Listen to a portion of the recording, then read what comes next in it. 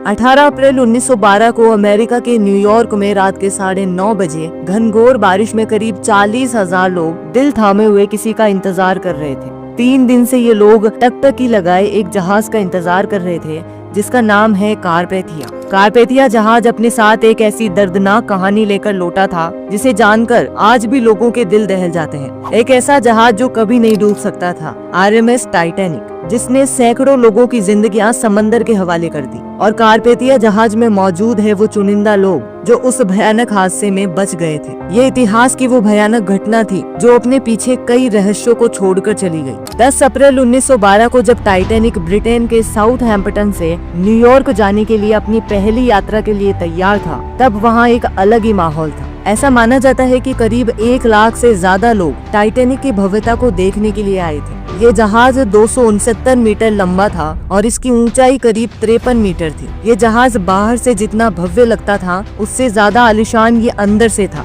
ऐसा मानो कि टाइटैनिक एक चलता फिरता लग्जरियस होटल था जिसमें हर तरह की सुविधा मौजूद थी। टाइटैनिक की एक और खास बात थी इसकी सेफ्टी। टाइटैनिक को इस तरह से बनाया गया था कि इसका दूसरा नाम ही अनसिंकेबल था, यानी कभी न डूबने वाला जहाज। इसमें एक डबल बॉटम हल का इस्तेमाल किया गया था। देखो, हल जहाज के इस बाहरी आवरण को कहते हैं। इस पार्ट को ज्यादा मजबूत बनाने के लिए टाइटैनिक में डबल हल का इस्तेमाल किया गया था। देखो, जब कोई जहाज समंदर में चलता है तो उसका किसी अंदरूनी चट्टान से टकराने का खतरा बना रहता है, और टाइटैनिक में डबल हल होने की वजह से इन केस अगर टाइटैनिक का निचला हल डैमेज हो जाता है तो भी टाइटैनिक सुरक्षित रहेगा। इसकी एक और खास बात थी कि टाइटैनिक को 16 वाटर टाइट कंपार्टमेंट्स में बांटा गया था। देखो, किसी भी जहाज का निचला वाला भाग जो कि पानी के अंदर चलता है वही उसका मेन पार्ट होता है। अब मान लो कि जहाज के इस वाले हिस्से में अगर कोई डैमेज होता है तो धीरे धीरे जहाज के अंदर पानी भरने लगेगा और जहाज डूब जाएगा। लेकिन टाइटैनिक में इस निचले हिस्से को 16 वाटर टाइट कंपार्टमेंट्स में बांटने की वजह से अगर जहाज में कहीं कोई डैमेज होता है तो जहाज के सिर्फ कुछ एक कंपार्टमेंट्स में ही पानी भरेगा और जहाज डूबने से बच जाएगा। टाइटैनिक इतना बड़ा जहाज था कि अगर इसके 16 में से 4 कंपार्टमेंट्स में भी पानी भर जाए तो भी ये नहीं डूबेगा। टाइटैनिक को व्हाइट स्टार लाइन कंपनी ने करीब 3 सालों में बनाकर तैयार किया था। 2 अप्रैल 1912 को ये बनकर तैयार हुआ और मात्र 8 दिन के बाद ही यानी 10 अप्रैल 1912 को इसे अपनी पहली यात्रा पर जाना था। इस जहाज के कप्तान थे एडवर्ड जॉन स्मिथ। ऐसा माना जाता है कि ये इनका आखिरी सफर था क्योंकि इसके बाद ये रिटायरमेंट लेने वाले थे। इस जहाज पर 2240 के करीब लोग मौजूद थे। टाइटैनिक को बने हुए अभी ज्यादा वक्त नहीं हुआ था और ना ही टाइटैनिक के सेफ्टी टेस्ट हुए थे, लेकिन फिर भी टाइटैनिक को एक लंबी यात्रा के लिए तैयार किया जा रहा था और इसका कारण था व्हाइट स्टार लाइन कंपनी की एक दूसरी शिप ओलंपिक का खराब होना। ये शिप रिपेयरिंग के लिए आई हुई थी और इस बीच कंपनी का कारोबार ठप ना पड़े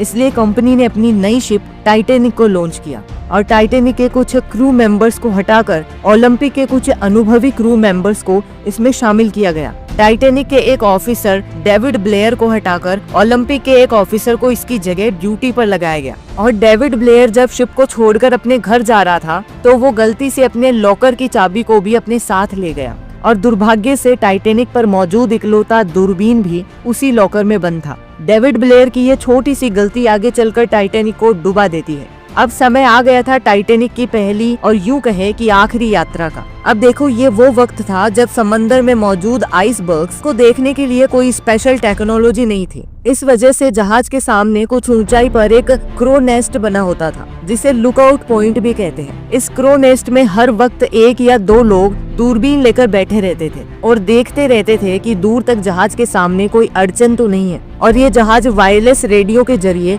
एक दूसरे जहाजों को संदेश भी भेजते थे कि किस जगह क्या अड़चन है। जब टाइटैनिक आधे रास्ते पर पहुंच चुका था तो इसे कोरोनिया शिप से आइसबर्ग्स होने की पहली चेतावनी मिलती है। ये आइसबर्ग्स टाइटैनिक से अभी 1 दिन की दूरी पर था। 14 अप्रैल 1912 को टाइटैनिक को आइसबर्ग्स होने की दूसरी चेतावनी मिलती है तो wireless radio operator Jack Phillips इन चेतावनियों के बारे में जहाज के कप्तान को बताते हैं और जब कप्तान ये सब बातें जहाज के मालिक जेबी एस्मे को बताता है तो एस्मे इन सारी चेतावनियों को नजरअंदाज कर देता है क्योंकि उसका मानना था कि समंदर में आइसबर्ग्स का मिलना आम बात है। इसके बाद टाइटैनिक को आइसबर्ग्स के होने की 5 बार और चेतावनी मिलती है और आखिरी चेतावनी SS कैलिफोर्नियन जहाज से मिलती है। रात हो चुकी थी और टाइटैनिक अपनी फुल रफ्तार 40 किलोमीटर पर आवर की स्पीड से चल रहा था और आइसबर्ग से ये अभी भी 2 घंटे की दूरी पर था। रात के 11:30 बज चुके थे और अब टाइटैनिक आइसबर्ग से महज 6 किलोमीटर दूर था और अगले 10 मिनट में ये आइसबर्ग से टकराने वाला था। तभी अचानक क्रो नेस्ट में बैठे आदमी को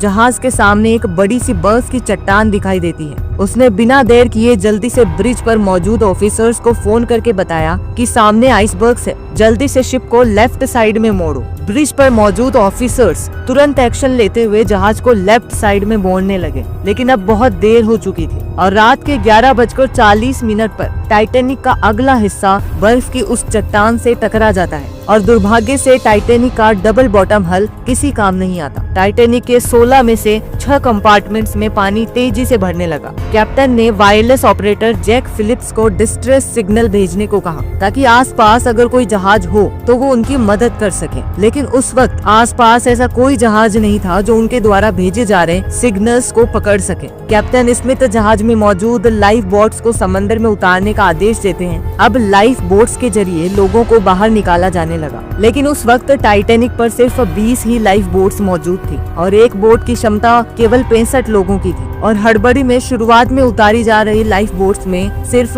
25 से 30 लोगों को ही भरा जा रहा था। इधर जैक फिलिप्स लगातार सिग्नल्स भेजे जा रहे थे और सौभाग्य से इनका सिग्नल पास में मौजूद एक जहाज कारपेथिया को मिलता है, लेकिन बदकिस्मती ये थी कि कारपेथिया अभी भी टाइटैनिक से 107 किलोमीटर दूर था और अगर ये अपनी फुल स्पीड से भी चलता तो भी इसे टाइटैनिक तक पहुंचने में 4 घंटे लगने वाले थे। अब सवाल ये था कि 4 घंटे तक क्या टाइटैनिक सरवाइव कर सकता है। जैसे जैसे टाइटैनिक के आगे के हिस्से में पानी भरता जा रहा था वैसे वैसे ये पानी में आगे की ओर डूबता चला जा रहा था। अब सब लोगों को समझ आ गया था कि टाइटैनिक अब डूब जाएगा और लोग अपनी जान बचाने के लिए लाइफ बोट्स में अपनी अपनी जगह बनाए जा रहे थे। जो लोग तैर सकते थे वो समंदर में कूद गए, लेकिन उस वक्त तो समंदर का पानी भी बेरहमी दिखा रहा था क्योंकि समंदर का पानी उस वक्त -2 डिग्री सेल्सियस तक ठंडा था। ऐसे में कोई भी इंसान ज्यादा से ज्यादा 15 से 30 मिनट तक इसमें जिंदा रह सकता था। टाइटैनिक का आगे का भाग पूरी तरह से पानी में डूब चुका था और पीछे वाला भाग पानी के ऊपर उठने लगा। अब तो कप्तान ने भी सभी क्रू मेंबर्स को बोल दिया कि अपनी अपनी जान बचाओ। जहाज में अब शॉर्ट सर्किट की वजह से पूरी तरह अंधेरा छा गया। जहाज का पिछला भाग पूरी तरह से हवा में खड़ा था और दबाव इतना ज्यादा बढ़ गया कि टाइटैनिक 2 हिस्सों में टूट गया और फाइनली रात के 2:20 पर RMS टाइटैनिक, जो कि कभी न डूबने वाला जहाज था, देखते ही देखते अटलांटिक महासागर की गोद में समा गया। टाइटैनिक के डूबने के करीब 2 घंटे बाद अगले दिन की सुबह को कारपेथिया जहाज बचे हुए लोगों को रेस्क्यू करने पहुंचा तो सिर्फ 706 लोग ही इस हादसे में जिंदा बचे। 3 दिन के बाद 18 अप्रैल 1912 को रात के 9:30 बजे कारपेथिया न्यूयॉर्क में पहुंचा, जहां पर 40,000 से ज्यादा लोग तेज बारिश में कारपेथिया का इंतजार कर रहे थे। इस हादसे के बाद कई ऐसे सवाल खड़े हुए जिनके जवाब आज भी लोग खोज रहे हैं, लेकिन जब इस हादसे की इन्वेस्टिगेशन की गई तो एक चौंकाने वाली बात सामने आई कि जब टाइटैनिक डूबा था तब उसमें मौजूद हर एक आदमी को बचाया जा सकता था, क्योंकि टाइटैनिक से महज 37 किलोमीटर दूर एक जहाज मौजूद था जो कि उस समय जाकर उनकी मदद कर सकता था और ये वही जहाज था SS कैलिफोर्नियन, जिसने आखिरी बार टाइटैनिक को आइसबर्ग्स की चेतावनी भेजी थी। तो इन्वेस्टिगेशन से पता चलता है कि समंदर में आइसबर्ग्स के खतरे को देखते हुए कैलिफोर्नियन जहाज के कैप्टन ने आगे न जाने का फैसला किया